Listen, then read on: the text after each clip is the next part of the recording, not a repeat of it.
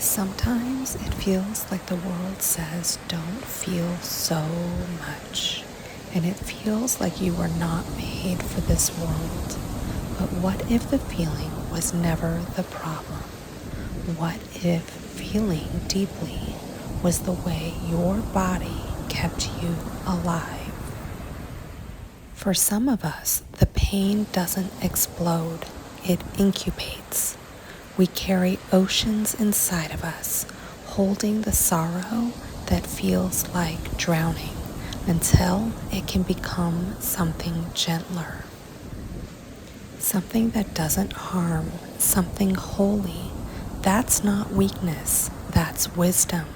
It's the incubate response, the way your soul protected what was sacred until it was safe enough to release it.